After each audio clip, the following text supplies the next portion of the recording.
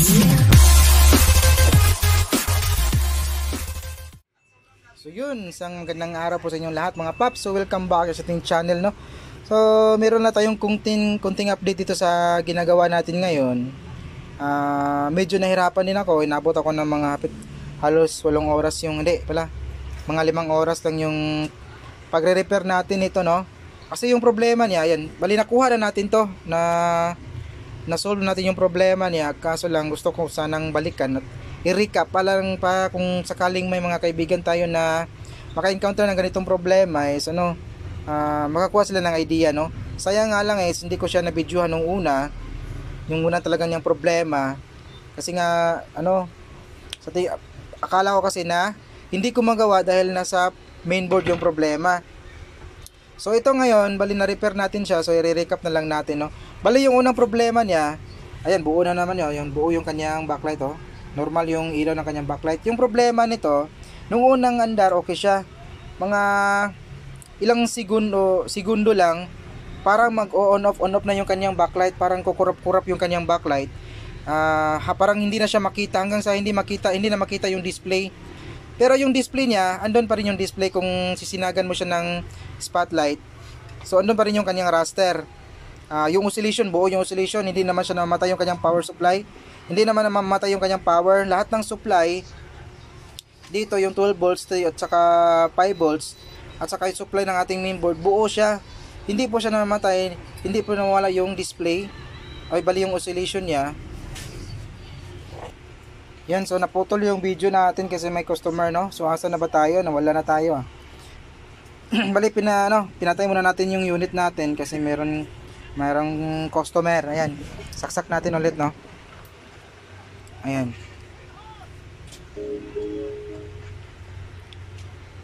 Ako, hindi na ayos, Ayun. So yung problema nito, yun nga yung sinabi ko kanina, parang mag-on off yung kanyang backlight. So isipin mo na backlight yung problema, baka merong pundi. Kasi yung ilaw ng backlight niya is parang mamamatay siya parang papuntang kamatayan. Yun yung kung tama ba tayo doon. Pero kung sisinagan mo yung kanyang panel, andun pa rin yung raster, yung backlight ang talaga namamatay. Pero yung pamamaraan natin, kung tatanggalin mo yung socket ito na magsusupply sa may mainboard, kung okay yung backlight saka okay yung power supply natin, diskusang iilaw yung backlight natin, no. So ginawa natin yon. So yun nga, umilaw yung backlight. Tinest natin ng medyo matagal, so normal, wala po siyang problema. So nakuha nating parang na-conclude natin na dito sa may mainboard yung problema, no. So yung ginawa ko, medyo nahirapan ako kasi nag-hot air na ako dito sa kanyang mainboard. Chinek natin yung mga supply, okay naman. So yung nakuha ko lang problema na parang nagpa-fluctuate na supply is yung kanyang ito, patayin ko muna baka ma-disgrasya tayo, So off ko muna yung unit natin. Tingnan nyo, itong pin na to, ayan, yung sa may pin number 2, yung PWM dim. So yung PWM dim, itong linya na to nasa pin number 2 sa may ilalim ng ng socket na to.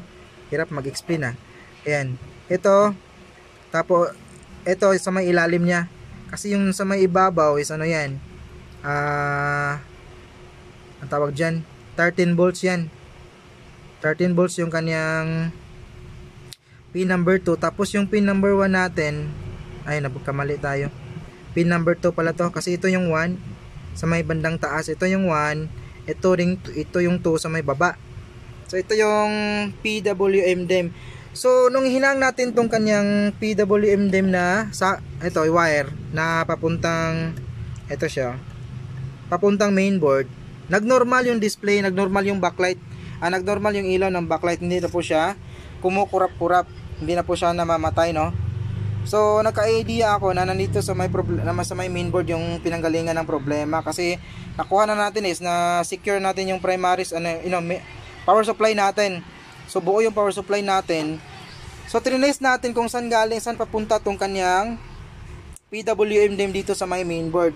So ang ginawa ko, Ito pala yung kanyang connection na yan. Kita nyo ba yung maliit na yan? Yung ito, maliit na linya na yan. Papasok yan sa may resistor na to. Then, papasok din sa may gitnang paa ng transistor na to. Ayan, kita nyo ba? At ang dilim. Ang dilim yung camera natin Kahit naka-flash na tayo. Ayan. Diba? Malabo naman So ito, papasok sa may resistor. Tapos papasok sa may transistor natin. So nung ma-check natin yung transistor dito, is kinalawang yung kanyang itong paa na to. Lahat pala ng paa ng dalawang transistor natin na to. Bali yung number ng transistor na to is 1. Yung nakalagay sa kanyang uluhan is 1E, as in eagle. So transistor po siya. Then yung chinek natin, kinuskus natin yung parang nagka-moles ito, yung kulay parang kulay itim yung kanyang kalawang. So nung kinuskus natin, yung itong ibang paa nito, nakuha pa natin yung kanyang parang kalawang, then hininang natin siya, tinapala natin ng hinang. Din itong paa na to, ng transistor na to, napapasukan ng PWM DIMM natin. Is naputol na itong paa na to, naputol na yung kanyang hinang, bali parang kinain siya ng kalawang, kaya hindi na nagkontak yung paa na to doon sa kanyang linya. So yung ginawa natin is kinuskus natin, linisan natin ng mabuti, tinanggal natin yung mga parang moles na maitim na kalawang, then hininang natin ulit, tinapala natin ng hinang andun, at yun, na-connecta natin balik yung paa na to ng ating transistor. So yun, nung ma-check natin or ma-test natin ulit, ayun, nag-normal na yung kanyang ilaw ng backlight. So hindi na po siya namamatay-matay, no? Ayan. So lahat ng paa pala dito, ayan, pati yung mga parang fuse dito, ito yung fusible resistor to Ayan.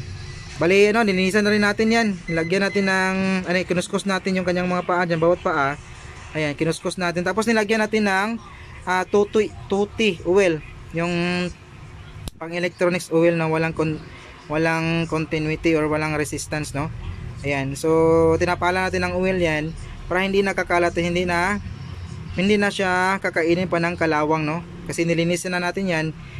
Gumamit tayo ng thinner, matapos natin may kuskus yung mga paa, yung mga kalawang, tinalagyan natin ng oil. Then yun nga, binalik natin yung dito, yung hinang natin na PWM DIMM.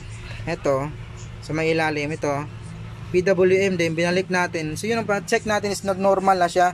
Kasi yung tinest natin kanina, paanda rin natin ulit, no?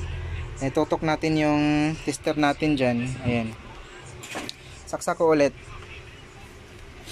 Ito kasi yung nagbibigay sa atin ng idea kung ano yung problema. Kasi ito lang yung linya na yan, ito lang yung supply na nagbabago, parang nagpa-fluctuate siya. Tingnan nyo, ito yung normal nya, 2.6 volts. Ito yung normal. Yan, normal yung ilaw ng backlight natin. Kanina nung ma-check natin, habang namamatay yung ilaw ng backlight natin, yung voltahe na yan is nasa mga 1.5, 1.6 at saka 1.8 pabago-bago. Nung unang pag-andar niya, ayan, 2.6. Tapos yung parang mamamatay na yung ilaw ng backlight, bigla siyang babagsak to 1.5, 1.6 hanggang 1.8. Tapos yun na, pabago-bago na siya. So ngayon, nung malinis natin yung kinalawang na transistor natin dito, tapos nahihinang natin balik yung paa. So nung maibalik na natin yung PWM na wire, ito, kasi nahang natin yan kanina, sinabi ko nga kanina, nag-normal na yung voltahe niya, naging 2.6. Ito yung normal na voltahe ng PWM DIMM. Ayan, ito, PWM DIMM. Kita nyo ba? Ayan. So iyan yung supply na yan, yun yung pabago-bago, parang sasabay siya sa namamatay na ilaw ng backlight. So the rest ng mga supply normal, walang fluctuation, steady po siya. So yun yung nagbigay sa atin ng idea para matroubleshoot natin yung ganitong problema. Hindi naman to common na problema Yung dahilan lang is yung kinalawang na paa doon sa linya ng PWM DIMM natin na papasok dito sa may mainboard, hindi na nag-contact yung isang paa. Kaya siguro nagkaroon ng fluctuation doon sa voltahe, no, doon sa may PWM DIMM natin. So ito lang yung gusto kong ibahagi, kasi maganda sana to kung nabidyohan yung yung kanyang problema talaga, pero hindi na kasi namamadali tayo. Then bali binalikan ko na, ni-recap na lang natin yung video natin para rin may bahagian natin yung mga experience natin dito. Baka may may maka-encounter ng mga kaibigan nating technician. So ito na po yung resulta niya. Ayan. So yung kumakurap-kurap na yan, normal yan. Ayan. Kasi kanina yung ilaw talaga niya, ito makikita mo ito, klarong-klaro dito kasi parang hihina hanggang sa itim na lang talaga yung ano niya, backlight niya.